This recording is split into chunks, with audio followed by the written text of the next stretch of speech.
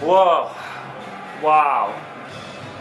Well, Manchester United have had some time this season already. Their league season has been full of drama, and the League Cup is just as dramatic. Manchester United scraping through against Colchester United on penalties, and they have some questions they need to answer seriously. Their defence has really been shaky this season, conceding in almost every game, and they have some serious questions they need answering. Even David Moyes' current starting 11 have conceded in probably about 80% of the games they've played. Well, after bringing out some younglings for some very unexpected extended playing time against Colchester United, it's back to normality as far as the squad's concerned. Likes of Van Persie and Rooney returning. Obviously, David Moyes probably went to the game against Colchester expecting to win, and I think he got a little more than he bargained for. The youngsters were run out of the park, and Colchester were just growing in strength and confidence. That leaves Manchester United with some serious questions to be answered by the defence, but despite that, they are third in the league. They are hanging on to the league leaders, so David Moyes is doing a good job in that respect. But it's what fans have been saying for a long time now. Manchester United needs some serious defending signings in the January window. The January window is always the toughest time to buy players, so Moyes could be in for a hard January, hard rest of the season, because his defenders are just not doing the job at the moment. Up against Fulham today, Tarrant has come over, and as has Dimitar Berbatov. It is Berbatov's return against Manchester United for the first time since leaving. Many Manchester United fans will say that was pretty warranted. But yeah, Manchester United were run out of their own stadium against Colchester earlier this week, and the entire starting 11 has been swapped for the strongest starting 11 that started the game before that. So yeah, a lot of questions still needing to be answered by Manchester United, especially defensively. But they are scoring the goals, and they are getting the wins and the draws. So you probably can't argue with most of the scorelines, but scorelines can only take you so far in a Premier League season, or in a League Cup for that matter, or any competition. Scorelines can only go so far. So it will be interesting to see if Manchester United do make some defensive signings in the January transfer window, because it sounds to me like they're very, very urgent indeed, urgently needed. Well, here they are against Fulham. All signs are pointing to a Manchester United victory with this squad. With the likes of Rooney returning, and Cleverley as well. Cleverley obviously keeping his place from coming on as a substitute against Colchester and scoring that wonderful fourth goal from way outside the box, which didn't finish Colchester off, it has to be said. But in the end, Manchester United had the legs to stay with Colchester to the end. Colchester lost on penalties after the legs. They had pretty much run Manchester United out of the building, but it cost them in the end. We have a score coming in from the Hawthorns, West Brom and Crystal Palace. West Bromwich Albion have taken the lead. Ian Baines just about keeps it in, but it is forced for a goal kick in any case, which David Moyes will take.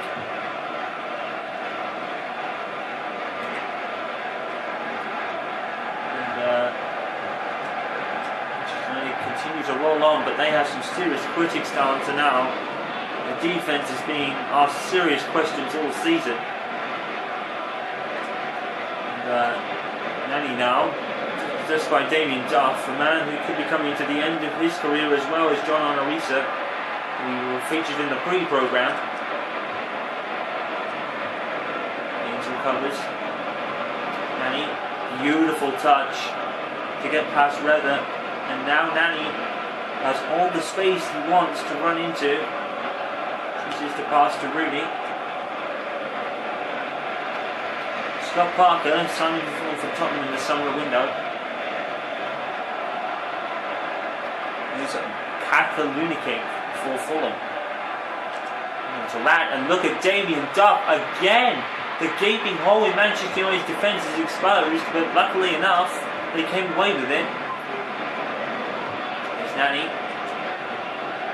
Kagawa giving away, and Nani is actually called for offside.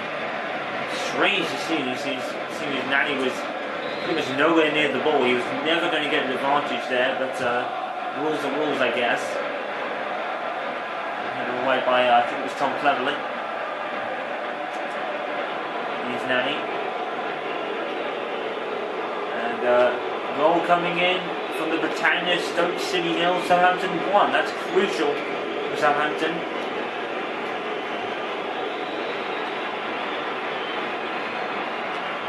Here's Boateng. And Berbatov. The cross.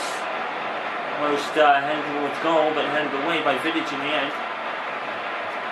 There's Boateng and Tarat and everyone in Manchester United is defending rigorously. That actually worked out for them.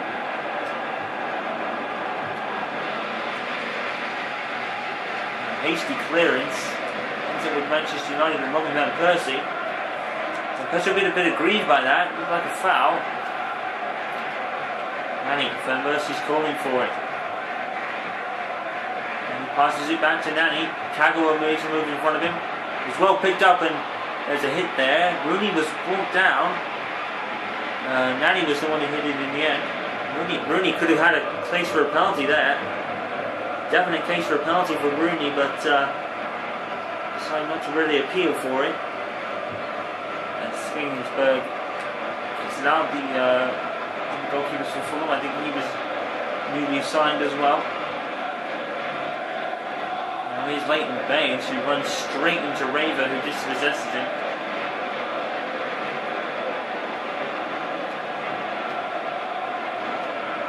It's Duff.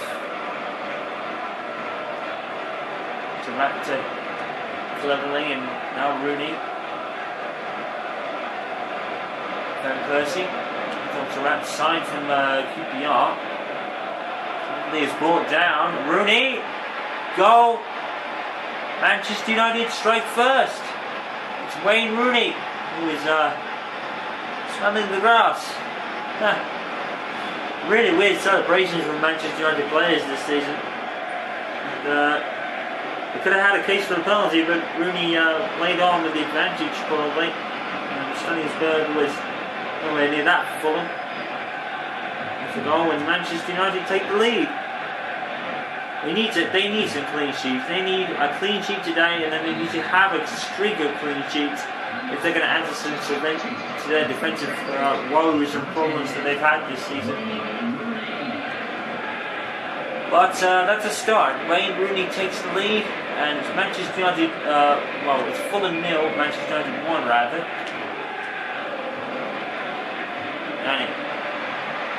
And then Persie probably would have been called for offside.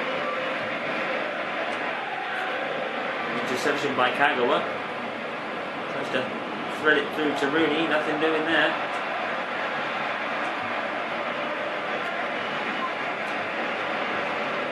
Nice tackle from Cleverley. And Van Persie fails to control it.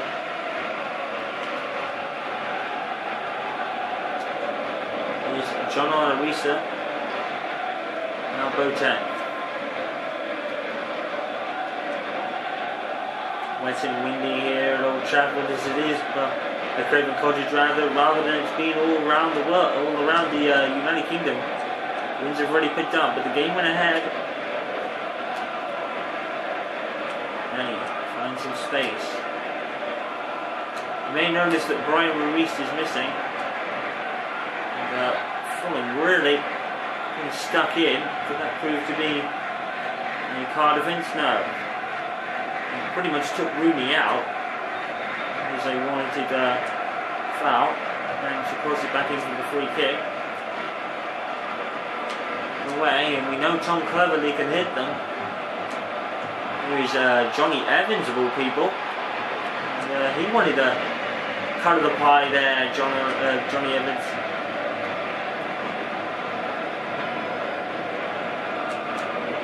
Here's Kagawa. Lead to Van Persie. He's actually making a run towards the goal, but Van Persie gives it away. Salzburg comes up with it. Manchester United holding on to a 1-goal lead with half hour into the game. And now he rolls it out.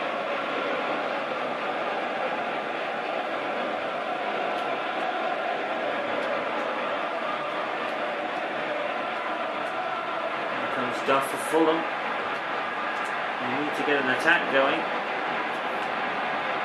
More for confidence sake than anything else. Michael Carrick, who suffered an injury a while ago. Oh, a beautiful move. Van Persie saved by Salzburg, but that was a beautiful move by Manchester United. Kagel with a great pass. Kagel with a shot this time. Michael Carrick suffered an injury a while ago. The injury list is just as bit of a problem for David Moyes as the defending is. And just throw it.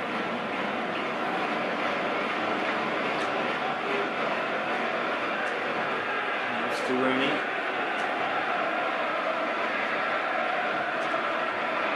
Forward to Nani. West Bromwich Albion 2 up on Crystal Palace at the Hawthorns.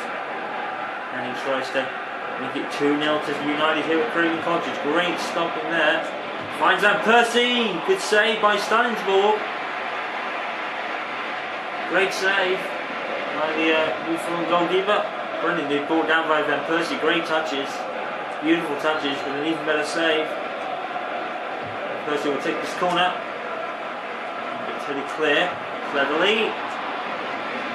We know can hit them now. Currently trying to get a bit of confidence going from that. It's an absolute belt of a shot by Tom Cleverly to bring it to 4-3 against Colchester, but Colchester didn't give in and they didn't give up, and they ran United out of their own stadium pretty much. Manchester United, that is. I mean, you could accuse Moyes of playing the wrong squad, but really when we're up against a side who's like a small team, I guess it's true. Don't play the small teams for the small team yourself, because they'll look to exploit it. Colchester almost did. It would have been terrible for David Moyes. It would have been an awful situation for him if he'd lost that game. Well, Ryan Giggs, who injured himself a while ago back at the Manchester derby with a torn calf muscle, who before then had scored to continue his incomparable record of scoring in the Premier League season since the beginning.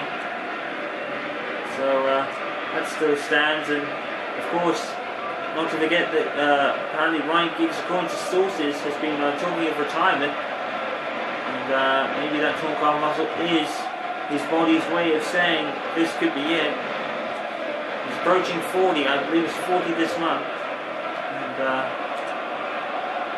really isn't looking good. The playing career of Ryan Giggs, and Rio Ferdinand's another one that maybe you could consider. Calling it a day perhaps. Manchester United need to get some youth in, and if they do, they really need to start using them. I mean, Wilfried Zaha has had his stints in the squad, but not as much as you'd think. But here comes Duff, I believe.